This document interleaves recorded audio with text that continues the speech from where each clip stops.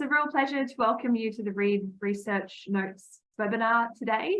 I'm guest hosting, I suppose. And before we get underway with what we're here for, I'd like to first acknowledge the traditional lands that we're kind of digitally meeting on today. I'm here on Ngunnawal country, also known as Canberra, and recognise that the land here was never ceded and that we can extend our respect to traditional owners, the Ngunnawal, the Ngambri people, but all First Nations people who might be here with us today.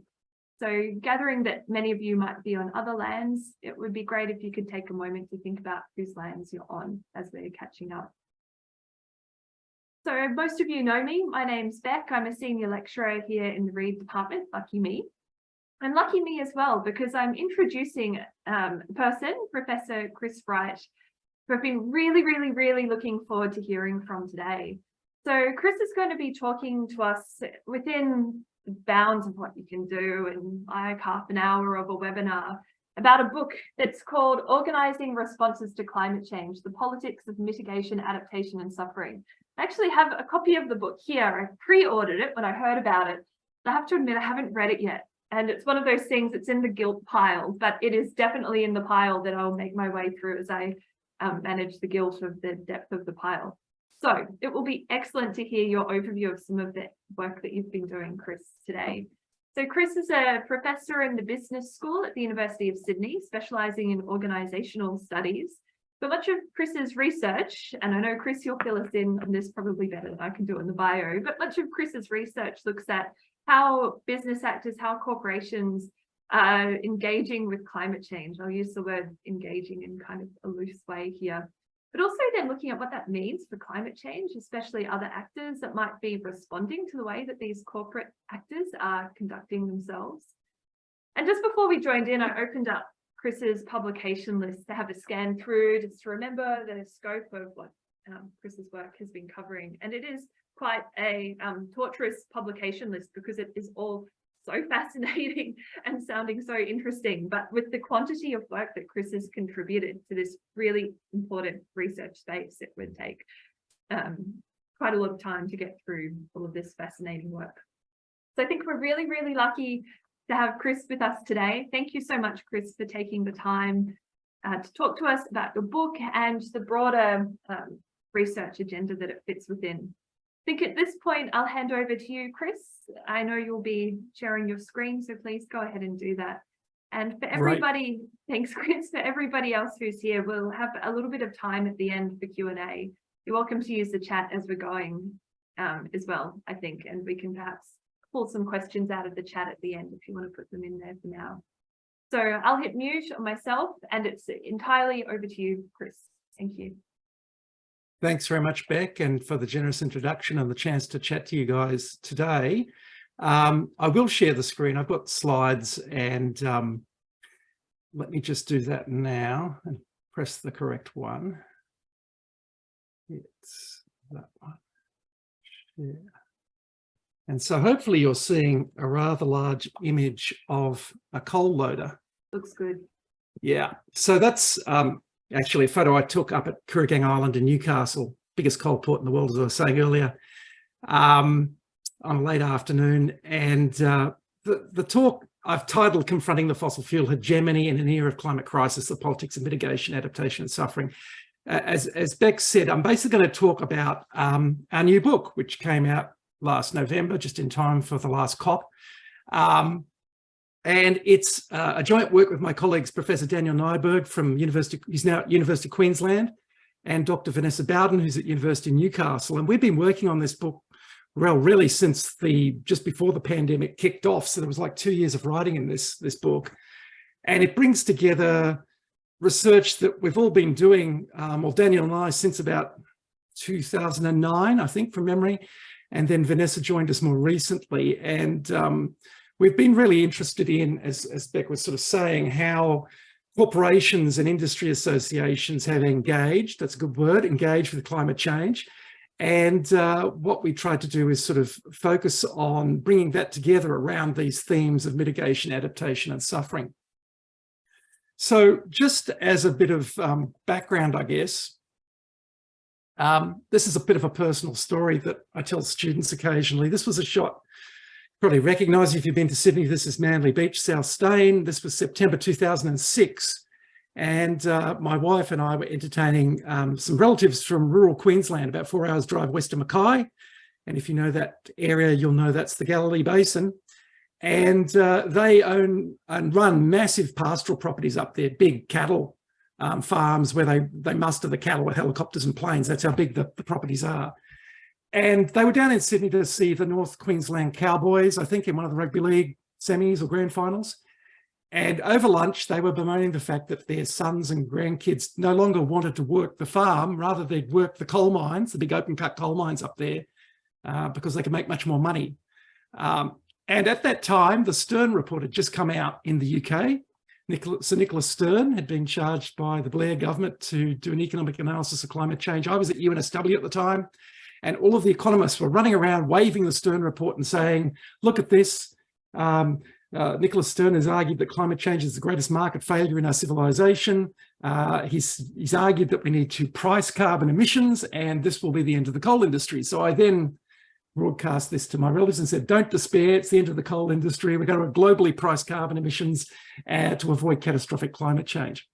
And of course, I was completely wrong on that, because that's where we are. We are, as you all know, in an era in which fossil fuels rule okay still. There's a shot there of the Abbott Point coal terminal, the fires, the big coal loaders. Australia is still amongst the largest coal and gas exporters in the world. So that projection from 2006 clearly got something wrong. And as you all know, I have reams of slides about the physical impacts of climate change. You won't be seeing those today, thankfully. But, you know, the 10 hottest global years on record, we look like 2023 and 2024 with the recurrence of an El Nino are probably going to blow 2016 out of the water. We've lived through the Black Summer bushfires in Australia in 2019, 2020. We've seen in the Northern Hemisphere summers of 2021, 2022, some pretty amazing sights. Wildfires in the suburbs of London. The Rhine or the Rhone, I can't remember which river that is, basically running dry over this summer. The terrible floods in Pakistan where 30 odd million people displaced and who knows how many thousands of people died in that event. So these extreme weather events are here now.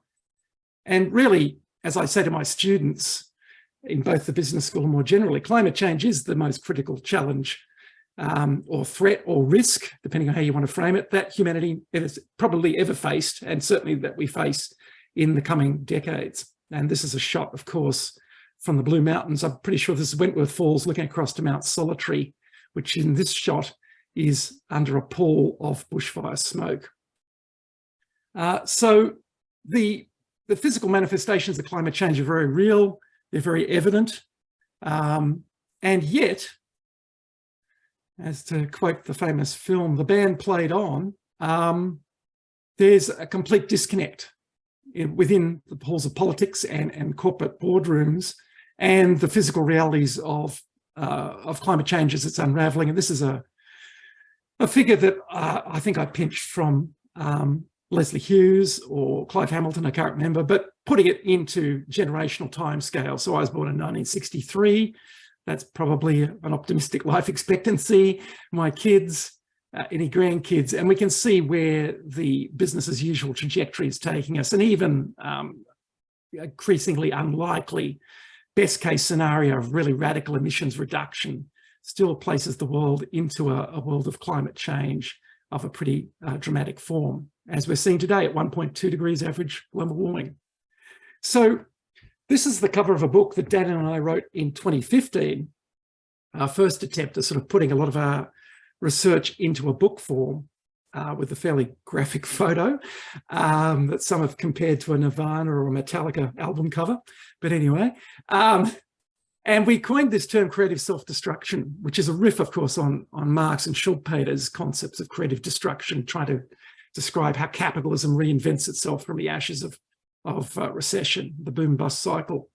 And the research, I guess, for me, particularly, and I think the others as well, has been driven by this really obvious disconnect between what the climate science is telling us and what the reality of climate change now is showing us, and the political and economic discourse.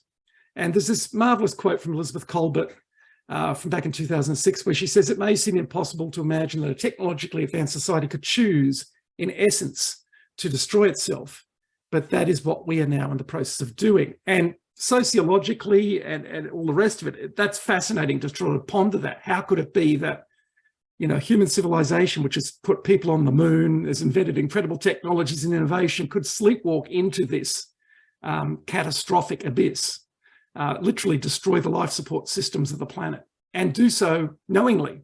As we know, carbon emissions are increased the most over the last 40 or 50 years, at the same time that climate change has become a politically salient issue.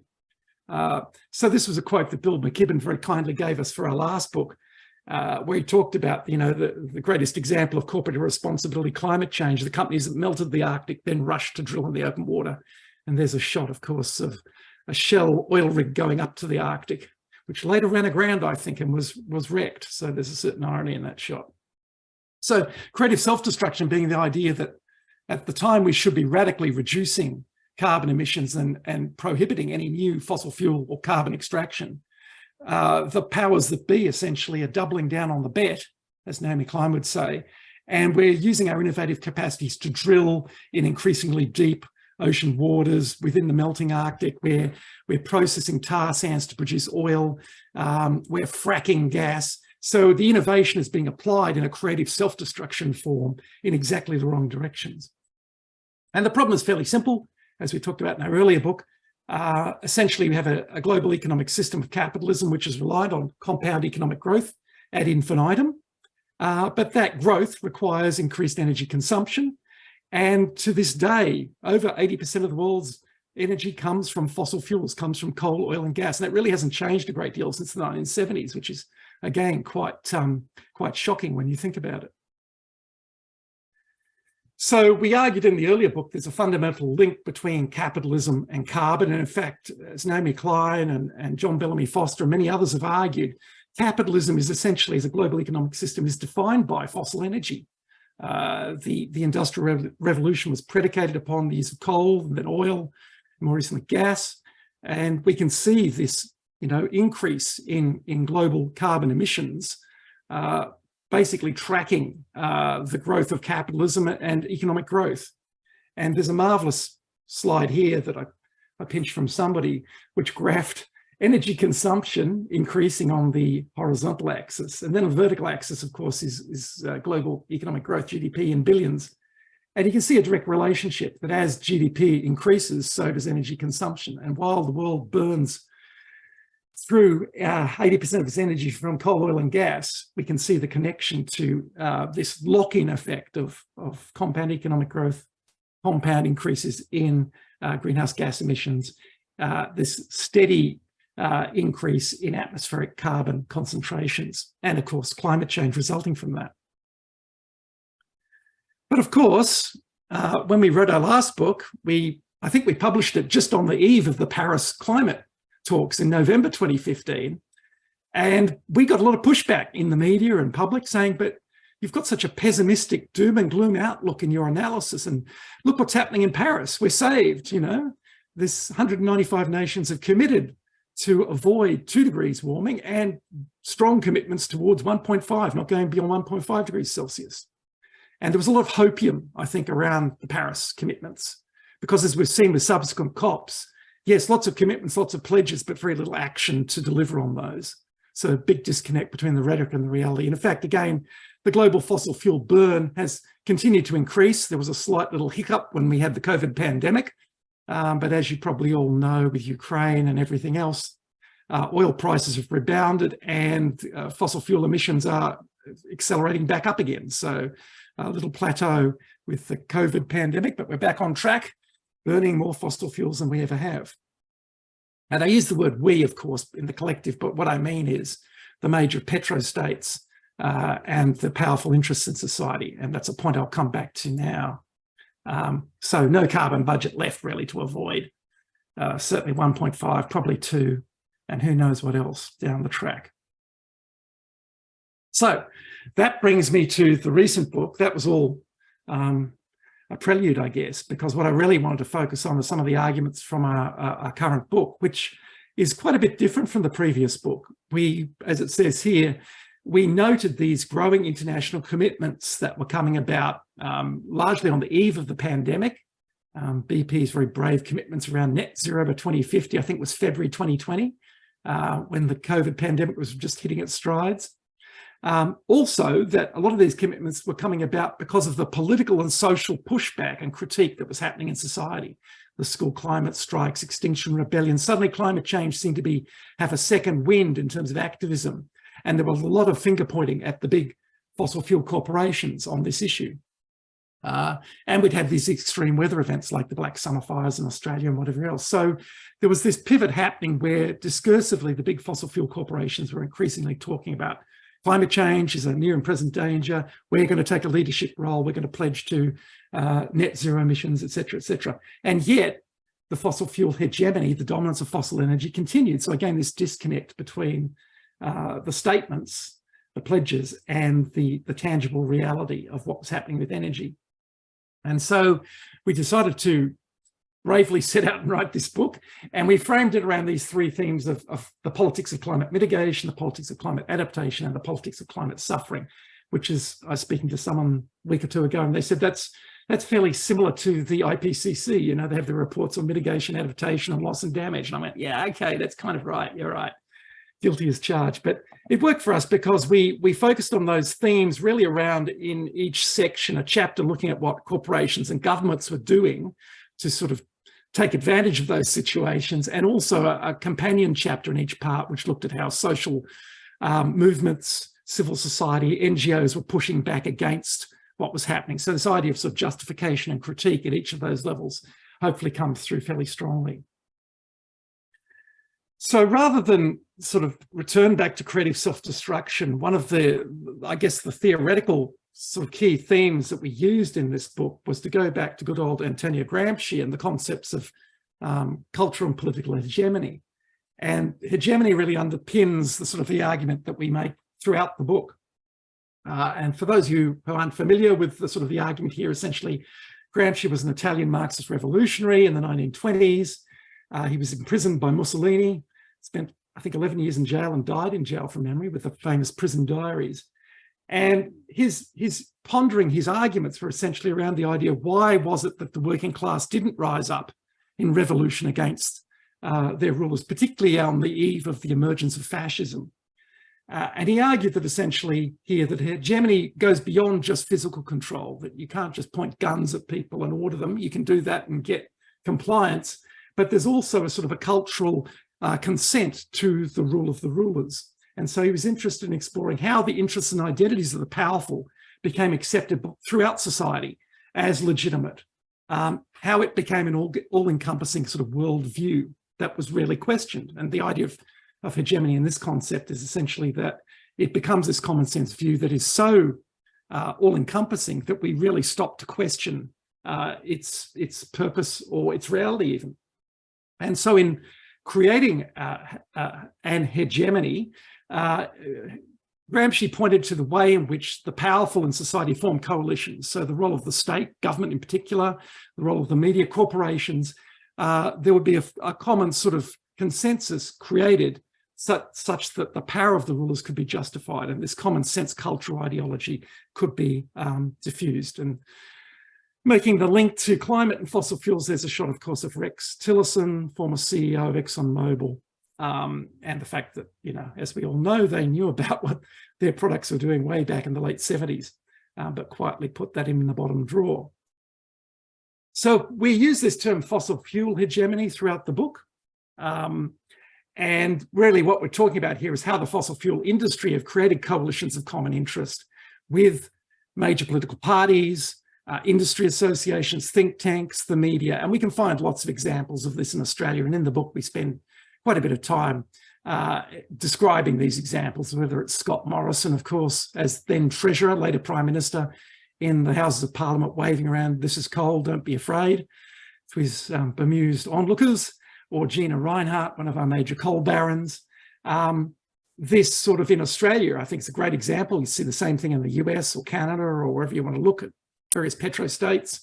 this fossil fuels forever sort of imaginary is presented as a common sense view of where we've come from. Australia is being created on the back of coal. That's the rhetoric. The present, coal underpins jobs and growth. You cannot question it. And the future, that coal and other fossil fuels will be the future of Australia and the future of industry and energy. So our colleagues, David Levy and Andre Spicer, coined this term fossil fuels forever, which has a nice alliteration, and I use it a lot and try and credit them with it because I think it sort of captures this fossil fuel hegemonic idea that this is the future and it can't be questioned. There is no alternative. Beyond building coalitions, though, fossil fuel hegemony, or hegemony more generally, also involves building a political frontier. So it's not just about creating common interest across society, but also distinguishing a political frontier and distinguishing difference from various others.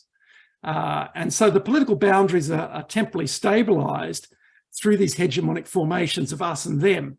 And I've used some images here just to sort of demonstrate that. So, for example, coal miners in Queensland who are advocating to start Adani, not stop Adani, as opposed to the school kids or Extinction Rebellion or environmentalists who are the other, who are opposing the hegemony. They are possibly the counter-hegemony.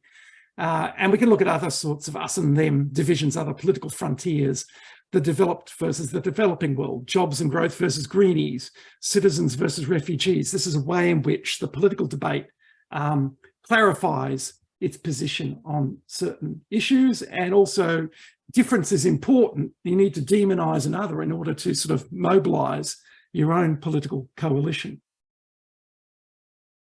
So let me very quickly just go through the sort of the themes in the book and speak to those.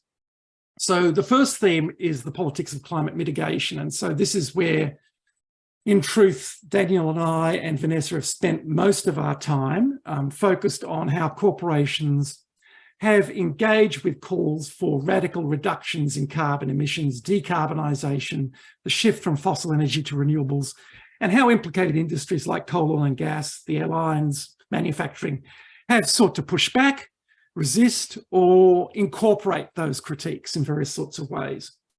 And so our earlier book, that was where the bulk of our sort of focus was, how philosophies of corporate environmentalism, for instance, tried to incorporate the critique and propose the idea that business could solve these problems. Business should be in the driver's seat around decarbonisation. The context here, of course, was when we started writing the book, suddenly Bernard Looney, the CEO of BP, was out there talking about how BP was committing to net zero by 2050, and then all the other oil companies followed suit, including even ExxonMobil. You had professional service firms like PwC, net zero by 2030, transformed to net zero, and suddenly the net zero discourse became everywhere. Everybody was on this net zero kick. So in a sense, how to explain that? And in the book, we talk about how this is a sort of form of predatory delay. You kick the can down the road and say, we are pledging honestly towards being net zero by a certain future date.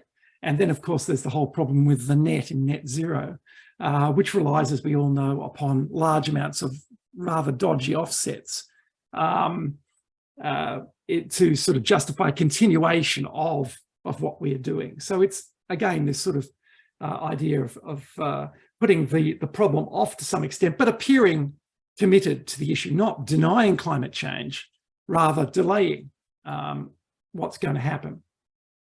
And in part of that, the mitigation is that you can rely on business to sort of save us here. So again, this is the example of General Electric, eco-imagination, which in the 2000s and 2010s, GE was quite at the forefront of this sort of argument that we can solve climate change through innovative capacity and new technologies. And this has become a dominant view of business as leaders in the response to climate change, which many governments are happy to hand off to business to deal with. So corporations proclaim their environmental sustainability through, for instance, commitments to internal eco-efficiency, reducing waste to landfill, shifting their energy consumption to renewables, et cetera, but also claims to corporate citizenship, that the corporation is a very special citizen, legally defined, can play this sort of leadership role in society in dealing with this grand challenge, as my colleagues in business schools keep talking about, climate change And I don't like that terminology, but there it is. So the responsible corporate citizen, you know, whether it's Richard Branson, that famous quote from 2012, our only option to stop climate change is for industry to make money from it, which is the classic sort of neoliberal response. Or in the case of Chevron, this appeal that the personification of the corporation, we live on this planet too, so we're concerned about climate change, and we do all of the above. We do oil, but we do natural gas, solar, hydrogen, geothermal, et cetera, because this is who we are. So this response to the growing criticism from civil society, the Greta Thunbergs and all of that, Extinction Rebellion, the response has been a doubling down on the idea, but you can trust the corporate citizen to lead in this space. And that's a response to the reputational risk, the social license that comes from growing climate movements, and a claim for moral leadership, which of course is what Gramsci was talking about when he was defining the concept of cultural and political hegemony. It's also beyond the claims that are made defining the political frontier, so going back to this idea of the politics of difference, and casting the corporations and the industry associations as the sensible adults in the room. We're talking about sensible transition, slowly, incremental, new technology, not this extremist doom and gloom sort of scenario that Greta Thunberg is talking about. So it's also a political positioning that's occurring rhetorically in discourse. And you can see this in most of the COPs, most of the UN climate talks, where big business and in fact the fossil fuel industry in particular have an outsized influence in the UN climate talks and negotiations. And I used that term from Alex Steffen, the chap from San Francisco, the writer on climate. He coined this term predatory delay, which I think is just so apt to what's going on, knowingly delaying the transition that these industries know is required, hence the sort of the predatory nature of what's involved here.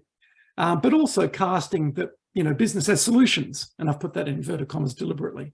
So there's a shot there from, this is a little bit of an old shot. This is from the old Australian Coal Association when they were spruiking new gen coal, which was not denying climate change. Climate change is a real problem, but of course, pivoting to the future technology of carbon capture and storage. And I'm sure many of you are hardly sick of hearing about CCS.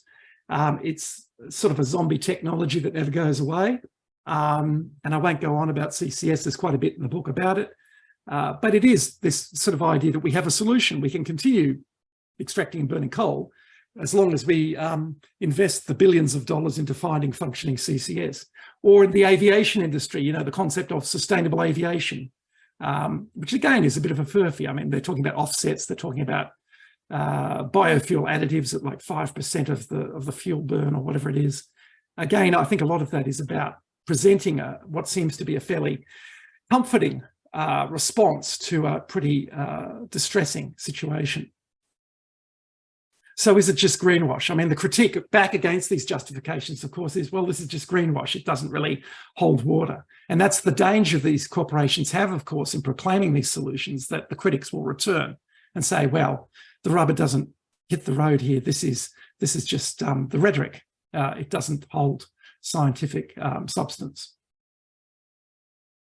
And this quote, I just threw this slide in because I love this quote so much, from John Ehrenfeld. He says, everything being done in the name of sustainability entails attempts to reduce unsustainability, but reducing unsustainability, although critical, does not and will not create true sustainability, which is, I think, really obvious, but something that we often ignore when we get sucked into the sort of the corporate language of eco-efficiency and what have you. So the second theme in the book, the politics of climate adaptation, this was a new transition for us to some extent, although Vanessa's been doing a lot of work on the role of adaptation at the community level and how communities have been responding to proposals for retreat of coastal properties because of sea level rise or storm surge and these sorts of things. But we did spend a fair bit of time looking at how corporations are sort of pivoting around adaptation, not just mitigation. Climate change is a present reality, of course, as we all know. And the reality being that we have to adapt everything. We have to adapt energy, food and water systems, transport, environment, education, health, finance. I mean, everything has to change realistically, given where we are going with climate impacts. But the business response is typically been, in terms of adaptation, very short term, very reactive, often power companies acting in surprise to a heat wave event, which is, limited the amount of cooling water or force them to close their power plants. So it's been very operationally focused, perhaps supply chains, looking at vulnerabilities in supply chains as sort of one aspect of adaptation. And really in my field, in the business literature on climate, that's where much of the adaptation discussion begins and ends. It's really about the operational ambit of a business corporation, looking at this vulnerabilities in supply chain, retrofitting mine sites for flood events or Category 5 cyclones. Very little focus there seems to be in industry in engaging in a more holistic response to adaptation, which is being driven largely by local and state governments. And when we do find examples, it's very much about, let's put business in the driver's seat of the adaptation response. So this example comes from some research that I've been doing with Daniel up in the Great Barrier Reef around the coral bleaching and the political responses there. And you're probably familiar with this example where, in response to the 2016-2017 bleaching events, and we've had others since, the federal government of the time under Prime Minister Malcolm Turnbull handed out $440 million to a private corporate charity, the Great Barrier Reef Foundation, established by executives from some of the largest companies, BHP Billiton, Rio Tinto, Qantas, etc. And it was really about, small local conservation efforts, a little bit of coral farming here, plus a lot of corporate engagement and retreats and this sort of thing. And there's a quote there from the Great Barrier Reef chairman at the time saying, while the world works to tackle climate change on a global scale, we'll be focusing on building resilience. And that became the common word, resilience, to the Great Barrier Reef. And as marine scientists like Terry Hughes have pointed out, that's kind of hard to do with the largest coral reef in the world, which is about the size of Italy. How are you going to build resilience when you're not going to tackle the expansion of carbon and fossil fuel emissions? And in the book, we spend a fair bit of time looking at the new opportunities, because with risk, there comes opportunity. And there are many corporations and industries really focusing on how they can seize the opportunity that comes with a warming planet. And we talk about, engineering contractors like Downer EDI, foreseeing a future of worsening storms, severe floods that will create new markets for disaster recovery. Home Depot warning that warming temperatures will boost the need for air conditioning systems. Engineering construction firms looking at the potential for, massive engineering projects around seawalls and safeguarding coastal cities. And it goes on and on and on. And one of the classic examples that we talk a fair bit about in the book is the example of the Arctic. Obviously, resource extraction in the melting waters of the Arctic, oil and gas and minerals and gold, but also fishing fleets moving further north to chase the fish stocks. So with risk comes opportunity, and the corporate adaptation space seems to be all about seizing the opportunities of the warming world.